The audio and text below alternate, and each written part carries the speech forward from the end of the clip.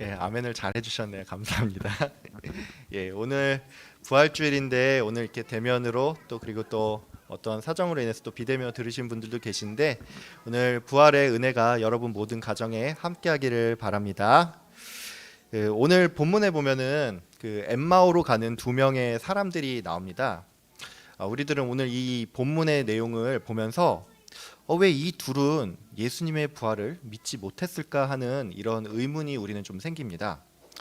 이 사람들은 분명히 예수님을 따라다니면서 예수님께서 행한 많은 기적들을 보았고 또 예수님께서 분명히 자기 자신이 이 사흘 뒤에 부활한다고 얘기를 했는데 왜 이들은 예수님의 부활을 믿지 못하지? 이런 의문이 좀 든다는 것이죠. 하지만 우리는 이들이 지금 어떤 상황에 처해 있는지를 좀 알고 나면 그래서 이 예수님의 부활을 믿기 힘들었구나 이렇게 좀 이해를 할 수도 있습니다. 엠마오로 가던 사람들은 어떤 사람들이었습니까? 이 사람들은 요즘 말로 예수님께 올인을 한 사람들이었습니다. 이 사람들은 시간과 정성을 다했을 뿐만이 아니라 자신의 그 생업까지 내려놓고 예수님을 따르던 정말 열정적인 사람들이었습니다. 이들은 예수님께서 이스라엘의 왕이 되어서 이 나라를 로마로부터 독립을 시키고 또 부국강병을 이룰 거라고 굳게 믿던 사람들입니다. 근데 그렇게 믿었던 예수님께서 자기들이 보는 앞에서 십자가에 달려서 비참히 죽었던 것입니다. 그러니까 이들은 이거를 목격을 하고 너무 크게 절망을 하고 낙담을 했던 것입니다. 여러분 만약에 이게 조금 와닿지 않는다면 제가 한번 예를 한번 들어보겠습니다.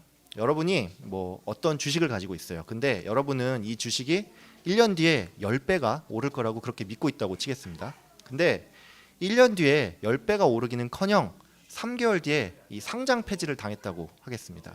여러분 상장 폐지 뭔지 아시죠? 예. 이 주식이 이제 종이 쪼가리가 되는 거예요. 그러면 여러분 그때 기분이 어떻겠습니까? 만약에 여러분이 여기에 돈을 그냥 조금만 넣었다면 뭐 속이 좀 쓰리기는 하겠지만 뭐 그렇다고 해서 뭐 엄청 좌절하거나 뭐 절망하지는 않을 겁니다. 근데 만약에 여러분이 직장 생활하면서 모았던 모든 돈을 거기에 넣고 그 다음에 집을 이 담보까지 받아가지고 뭐 대출을 받아서 거기에 투자를 했다면 어떻겠습니까? 정말 이 죽을 만큼 괴롭고 좀 좌절스럽지 않겠습니까? 그러니까 지금 엠마오로 가는 이 제자들이 이와 같은 심정이라는 것입니다. 이들은 정말로 큰 기대감을 가지고서 나의 모든 것을 바쳐서 예수님을 따랐는데 그렇게 믿었던 예수님께서 죽었으니까 이들은 너무 낙담을 해서 이 예수의 부활이 도무지 믿겨지지가 않았다는 것입니다. 이들은 예수님의 부활을 믿을 수가 없었습니다. 뭐 앞에서 설명드렸던 것처럼 너무 낙담해서 그런 것도 있지만 이들에게 있어서 예수님은 결국에는 인간 선지자였기 때문입니다. 예수님이 베푼 기적은 여러분 그 구약을 읽어보시면 잘 아시겠지만 엘리야와 또 엘리사가 베푼 기적과 상당히 유사합니다. 예수님을 따르던 사람들은 유대교의 그 전통 안에 있었기 때문에 이들은 예수님께서 그 엘리야처럼 위대한 선지자라고 생각을 했다는 것이죠. 근데 예수님이 선지자라고 쳐도 선지자가 죽은 사람을 살렸다는 얘기는 있는데 자신이 죽었다가 다시 살아났다는 얘기는 그들이 들어본 적이 없다는 것입니다. 그러니까 갈릴리 지역의 선지자인 예수가 부활을 한다는 것은 이들에게 있어서는 믿을 수 없는 얘기라는 것이죠. 이거는 예수님을 따르던 뭐 여자들이라든지 12제자라고 해서 크게 다르지 않습니다. 이 여자들이 예수님의 무덤을 찾아갔을 때 향료를 챙겨갔습니다. 이 향료는 장례를 치르기 위한 것입니다. 그러니까 이 말은 여자들이 분명히 예수님의 부활에 대한 이야기를 이전에 들었음에도 불구하고 이 부활에 대해서 기대를 하지 않았다는 말입니다. 예수님의 제자들은 어땠습니까? 예수님의 제자들은 여자들이 예수님이 부활했습니다 라고 이렇게 소식을 전했을 때 무슨 헛소리를 하냐면서 그들을 나무랐습니다.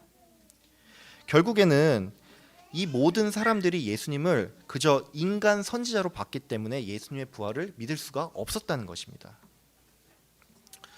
그럼에도 불구하고 저희가 이 본문을 읽으면서 또 이해하기 어려운 부분이 있습니다. 그게 뭐냐면 예수님께서 부활을 하셔서 분명히 이 사람들 앞에 나타났는데 왜 이 사람들은 예수님을 보고도 부활을 못 믿냐는 것이죠.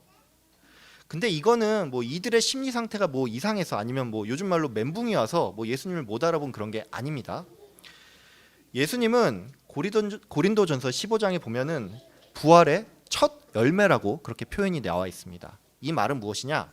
예수님께서 부활의 그 육체를 입고 사람들에게 나타나셨다는 말입니다. 즉 예수님께서는 공생의 기간에 사람들에게 보여진 그 육체가 아니라 부활의 육체를 입고서 이 사람들에게 나타났기 때문에 이들은 달라진 예수님의 모습을 알아볼 수가 없었다는 것이죠. 그렇기 때문에 이런 모든 상황들을 감안을 하고 본다면 예수의 부활을 믿기 어려울 수도 있겠구나, 이렇게 우리가 이해할 수도 있다는 것입니다.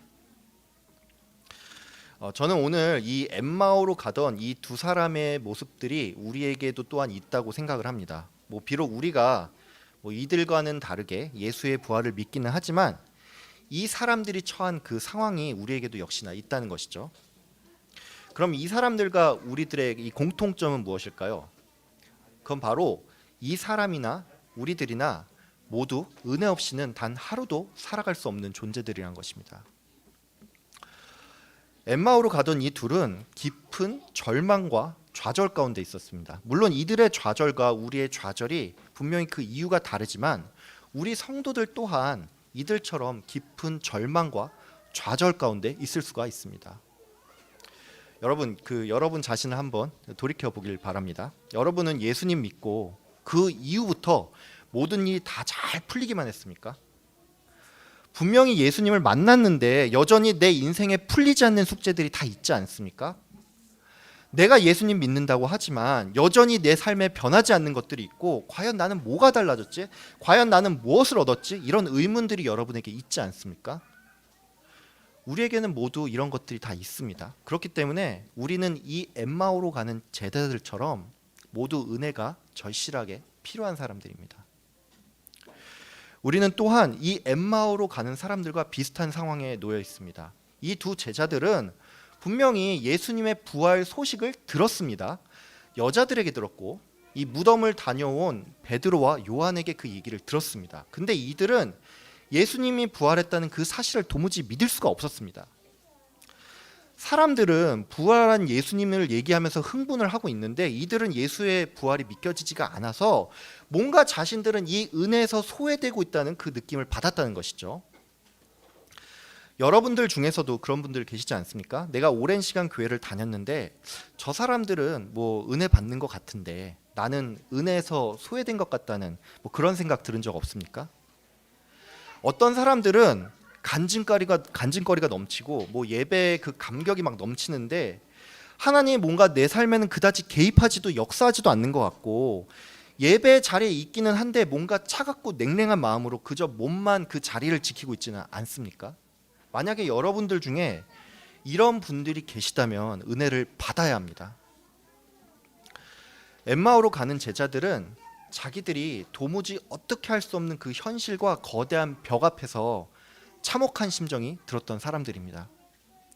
아니 어떻게 다른 사람도 아니고 메시아를 그렇게 고대한다는 종교 지도자들이 예수를 잡아서 로마 군인들한테 넘길 수가 있는지, 불과 며칠 전만 하더라도 호산나 다윗의 자손이여 찬송하리로다 이렇게 말하던 무리들이 어떻게 그렇게 하루아침에 돌변을 해서 예수를 죽이라고 할 수 있는지, 이 변덕스럽고 추악한 세상에 이 사람들은 어떤 분노가 올라왔을 겁니다. 그리고 한편으로는 자신들의 이 분노함에도 불구하고 이 세상이 전혀 바뀌지 않음에 좌절감이 들었을 겁니다. 이것은 지금 이 시대를 살아가는 우리 성도들이 또한 느끼는 감정입니다. 우리는 이 시대의 악함을 보면서 큰 절망감이 몰려옵니다. 내가 아무리 예수를 잘 믿어도 세상은 딱히 변하지 않는 것 같고, 세상의 권력자들이나 지도자들은 온통 기독교의 적대적인 것 같고, 나라는 둘로 나뉘어져 싸우기에 바쁜 이 현실을 보면서 우리는 어떤 마음의 이 답답함이 느껴진다는 것이죠. 나 하나의 열심으로 이 세상이 바뀌지 않는다는 사실에 우리는 깊은 좌절감이 듭니다. 그렇기 때문에 우리는 모두 은혜가 필요한 것입니다. 그럼 제가 말한 이 은혜란 무엇일까요? 이 은혜란 게 여러분의 삶이 갑자기 잘 풀리고 여러분의 갑자기 돈을 많이 벌고 건강해지고 이런 게 은혜인가요? 물론 이러한 일들은 우리에게 분명히 좋은 일입니다. 하지만 은혜란 건 이런 게 아닙니다. 만약에 이게 은혜라고 한다면 그리스도인과 세상 사람들은 전혀 다를 게 없다고 할 수 있습니다. 그러면 이 은혜란 무엇일까요? 이 은혜란 바로 우리가 예수 그리스도를 만나는 것입니다. 엠마오로 가는 제자들은 예수님을 만났습니다. 그리고 부활하신 예수님을 만났을 때 비로소 그들의 눈이 밝아져서 부활의 주님을 만날 수가 있었습니다. 이들은 예수를 만남으로써 자신들을 짓누르고 있던 그 모든 절망들을 극복할 수가 있었습니다. 그렇기 때문에 이 은혜란 바로 주님을 만나는 것입니다. 그럼 주님을 만나는 건 무엇일까요? 혹시 이 주님을 만난다는 것이 여러분이 뭐 가만히 있는데 예수님께서 여러분의 꿈에 나타나는 거 뭐 그런 걸까요? 아니면은 오늘 이 본문에 나오는 여자들처럼 천사들이 이렇게 나타나는 것처럼 어떤 기적 같은 사건이 여러분에게 일어나는 걸 말하는 걸까요? 그렇지 않습니다. 우리가 예수님을 만난다는 것은 바로 예수님을 간절히 찾는다는 것을 의미합니다. 우리가 예수님을 만나기 위해서 가장 먼저 필요한 게 있습니다. 그건 바로 예수님께서 지금 나와 함께 하신다는 그 믿음입니다. 예수님은 저 멀리에 계신 분이 아닙니다. 예수님은 지금 바로 여러분 안에 성령으로 함께 계십니다. 이 성령은 예수님과 뭐 전혀 다른 어떤 새로운 개체가 아닙니다. 성령은 예수님께서 보내주신 보혜사로서 성경은 이 성령을 예수의 영이라고 말하고 있습니다. 그래서 예수님께서 승천하실 때 제자들에게 내가 세상 끝날까지 너희와 함께 하겠다 이렇게 말한 것입니다. 예수의 영인 성령님께서는 지금 우리와 함께하고 계십니다. 예수님은 뭐 2000년 전에 뭐 팔레스타인 지역에 잠깐 계셨던 그런 분이 아닙니다. 예수님은 그때나 지금이나 우리와 함께 하시고 그렇기 때문에 우리는 이미 내 안에 계신 예수께서 나의 삶에 역사하기를 간절히 구해야 합니다. 두 번째로 우리는 예수님의 말씀을 들어야 합니다. 오늘 본문을 보면 아시겠지만 예수님께서는 제자들에게 찾아와서 말씀을 들려주셨습니다. 그리고 그들은 이 말씀을 들었을 때 마음에 이 불이 일어나듯이 뜨거운 무언가가 있었고 그 끝에 눈이 밝아져서 예수님을 만날 수가 있었습니다. 그러면 이 예수의 말씀을 듣는다는 건 무엇일까요? 이것은 여러분이 뭐 귀에 갑자기 뭐 이상한 소리가 들린다든지 그런 게 아닙니다. 내가 예수의 말씀을 듣는다는 건 다른 무엇이 아니라 예수의 말씀이 기록된 성경을 읽는다는 것입니다. 여러분, 기록된 성경 말씀, 기록된 말씀인 성경을 읽길 바랍니다. 그리고 이 말씀이 단순히 문자로 남지 않고 내 안에서 심령과 골수를 쪼개고 내 안에서 뜨겁게 역사하도록 간구하길 바랍니다. 우리는 종종 그 체험적인 신앙을 좀 바랄 때가 있습니다. 특별히 이 장로교 안에 계신 분들은 이 순복음 교단에 뭔가 이 체험적이고 이 뜨거운 신앙을 은근히 부러워하기도 합니다. 물론 체험이 전혀 없는 신앙은 우리가 피해야겠죠. 하지만 여러분이 꼭 아셔야 할 게 있습니다. 그게 뭐냐면 기적과 체험을 기억하는 신앙은 그 힘이 오래가지 않는다는 것입니다. 기적을 경험한 걸로 치면 가장 믿음이 좋아야 될 사람들은 예수님의 제자들이었습니다. 근데 이들은 예수님이 잡히던 날 밤에 예수님을 모두 떠나버렸고 예수님이 십자가에 돌아가셨을 때 예수님께서 이 부활할 것이라는 그 말씀을 기억하지 못했습니다. 예수님께서는 엠마오로 가는 그 두 사람에게 선지자가 말한 모든 것을 마음에 더디 믿는 자들아 라고 말을 했습니다. 예수님은 이들 앞에 나타나서 다시 기적을 베풀어 가지고 자신의 부활을 증명하지 않았습니다. 예수님은 모세와 모든 선지자의 글을 이들에게 말씀하셨습니다. 체험의 신앙은 길지 않지만 말씀의 신앙은 그 힘이 오래갑니다. 여러분, 이것을 꼭 기억하시길 바랍니다. 세 번째로 우리는 예수님을 만나기 위해서 그분과 교제를 해야 됩니다. 오늘 본문에 나오는 두 사람은 예수님을 자신의 집에 초대해서 함께 식사를 했습니다. 그들은 예수님과 교제한 가운데 그들의 눈이 밝아졌고 그 다음에 예수님을 알아볼 수가 있었습니다. 그러면 우리에게 있어서 이 교제란 무엇일까요? 그건 바로 예수님과 늘 대화를 하는 것입니다. 이 예수님과 대화한다는 말은 다른 말로 해서 기도한다는 것을 의미합니다. 우리는 특별히 기도할 때 이 예수님과 생각을 같이 하면서 기도를 해야 합니다.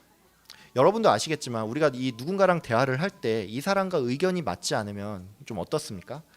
대화가 굉장히 껄끄럽고 좀 대화를 피하고 싶지 않겠습니까? 그러니까 우리는 하나님과 대화를 하기 위해서 그 주파수를 맞춰야 하고, 그러기 위해서 우리는 성경을 읽으면서 기도를 해야 합니다.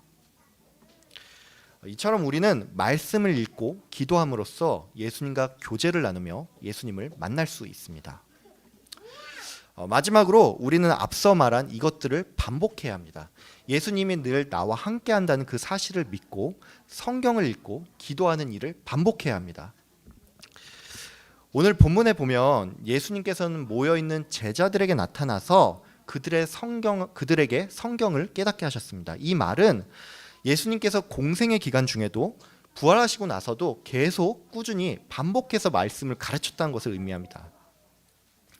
우리는 살기 위해서 예수를 만나야 합니다. 은혜를 받아야 합니다. 근데 이것은 한 번 경험한다고 해서 끝나는 일이 아닙니다.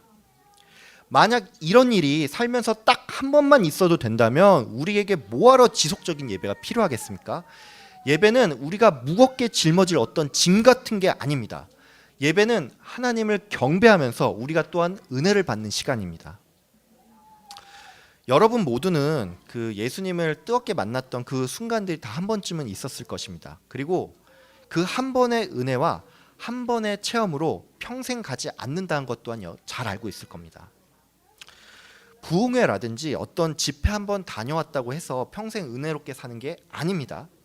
고난주간 특세 참여를 했는데 이후로 기도도 안 하고 평생 성경도 읽지 않는다면 여러분은 다시 갈급한 심령이 될 것입니다. 그렇기 때문에 우리는 예수님 만나는 이 일을 반복해야 합니다. 어떤 특별한 것에서 답을 찾지 마십시오. 답은 가까이에 있습니다. 여러분, 기도의 자리를 꾸준히 찾으십시오. 성경을 펴서 읽으십시오. 여러분이 사는 길은 거기에 있습니다. 여러분 혹시 절망 가운데 있지 않습니까? 내 노력으로는 도무지 이 바뀌지 않는 현실 앞에서 깊은 좌절감이 들 때 있지 않습니까? 여러분 혹시 매너리즘으로 신앙생활 하지는 않습니까?